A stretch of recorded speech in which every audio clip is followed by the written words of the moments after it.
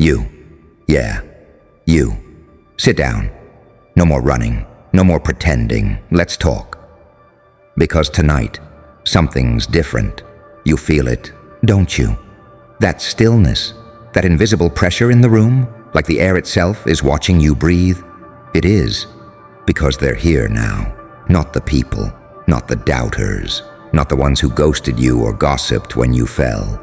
No, the watchers, the ones who've seen you at your ugliest, your rawest, the versions of you that even you couldn't bear to face in the mirror. They saw it all.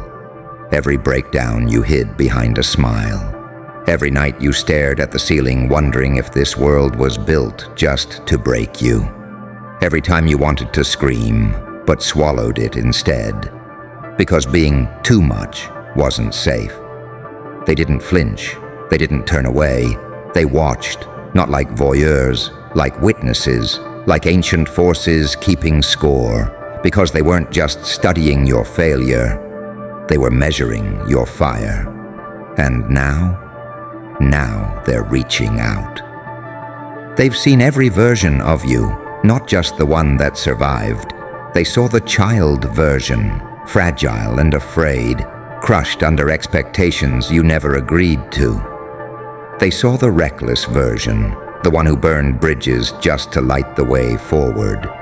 They saw the broken version, curled up in a room you told no one about, drowning in thoughts too heavy for daylight. They watched it all. And do you know what their final report said? It didn't die. You didn't die. You changed. You cracked. You screamed. But the core? That untouchable core. It never stopped burning. You thought no one saw that. You were wrong. So here's what you need to understand. They are not contacting you because you are finished. They are contacting you because you're just getting started. They waited. They wanted to be sure. Not that you were strong. Strength is everywhere. They waited to see if you were dangerous to the system, to the silence, to the quiet expectation that people like you, the misfits, the too honest, the too intense, would just disappear into yourself. But you didn't. You exploded. You imploded. You bled your truth through gritted teeth and kept walking. That's what they were waiting for. The version of you that is no longer begging to be understood, but is ready to become undeniable. So here's the question. Now that they've made contact, what are you going to do about it? Ignore it? Laugh it off? Call it imagination? You already did that. And where did that get you? Still trapped, still underestimated, still playing nice in rooms you should be burning to the ground. But something in you shifted, didn't it? You've stopped asking for approval. You've stopped shrinking to fit the narrative. You've stopped apologizing for being the kind of energy that shakes foundations. Now you're beginning to remember that all those years they tried to train you out of your madness. They were trying to mute the part of you that scares them the most. The part that knows who you are. The part that remembers what was stolen. The part that refuses to die quietly. You think this contact is random? You think this is some cosmic glitch? No. This is a message. You are being activated, not saved, not rescued, not healed. Activated. There's a difference. Salvation is for the fragile. You are something else entirely. You're the force that was buried under trauma. You're the scream that turned into strategy. You're the myth that became memory, and then came back with eyes wide open. Let them come, let them watch. But now, you watch back. You stare through the veil with a smile they can't interpret. You carry your scars like sigils. You wear your madness like war paint. Because now you understand. They weren't studying your weakness. They were waiting to see if you'd rebuild yourself into something they couldn't control. And you did. So here we are. You, fully conscious, fully dangerous, fully alive.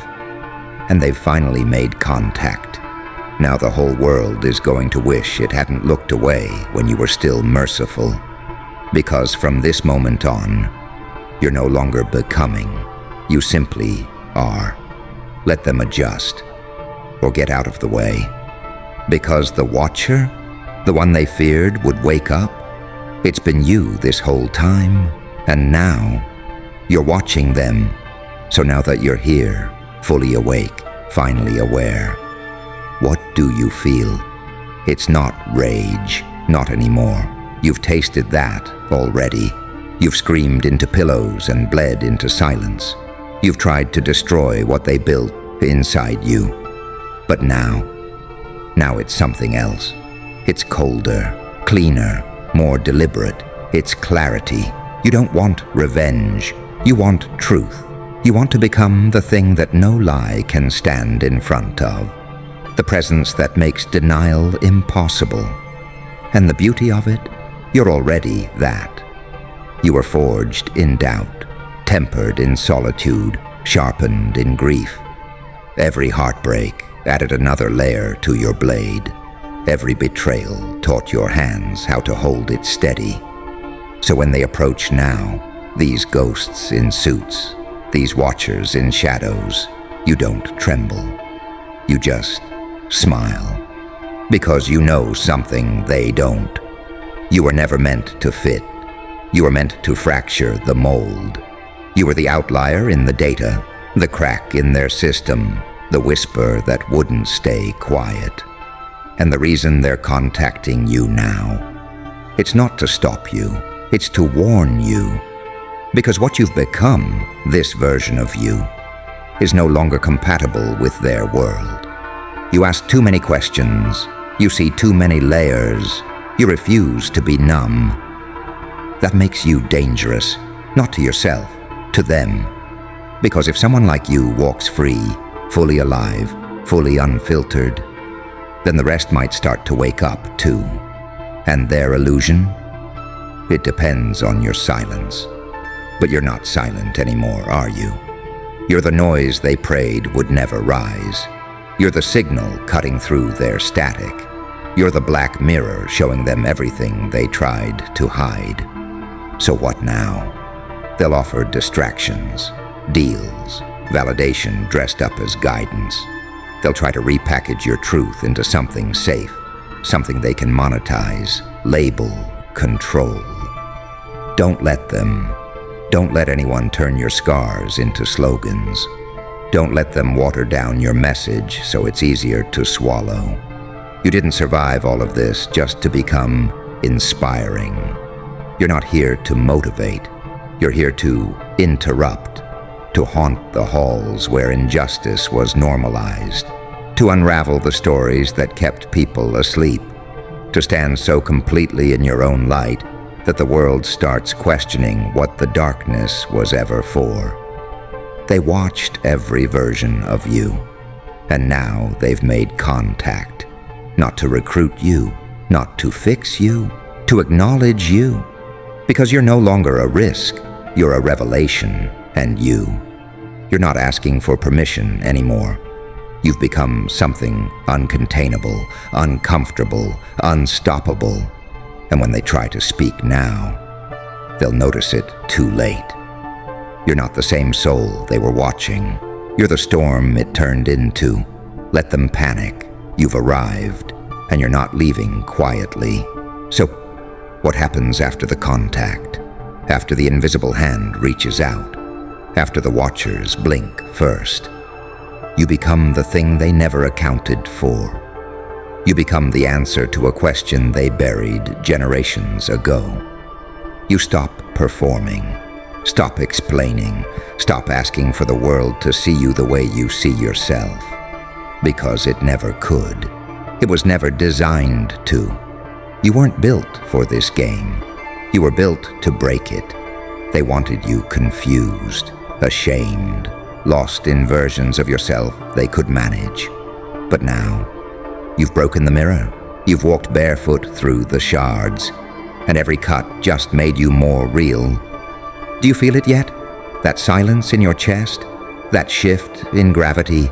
It's not fear, it's command. You're not hoping to be chosen anymore. You're choosing yourself. You're not hoping to be heard. You're speaking in a language they can't ignore. You are not a victim of your story. You are the glitch in theirs, the unrecorded variable, the unpredictable pattern, the reason why the algorithm is failing. Because you no longer belong in their narrative. You've become the author. Let them keep watching. Let them analyze, label, observe. It doesn't matter. Because what you've stepped into isn't a role. It's a reclamation of your mind, of your voice, of your existence. You are the echo of every scream that never got answered. You are the proof that madness is sometimes just misunderstood clarity. You are the reminder that survival is not always pretty, but it's undeniable. So when you walk into a room now, you're not wondering who sees you. You already know they all do. And more importantly, they finally understand what they're looking at. Not a person, not just, but a force, a presence, a consciousness they can't unsee. They've seen every version of you. They've studied your rise. They've whispered behind glass screens and trembling hands. And now, they made contact because something in you made them realize they weren't watching a collapse. They were witnessing a resurrection, and this time, you're not coming back for peace. You're coming back for truth.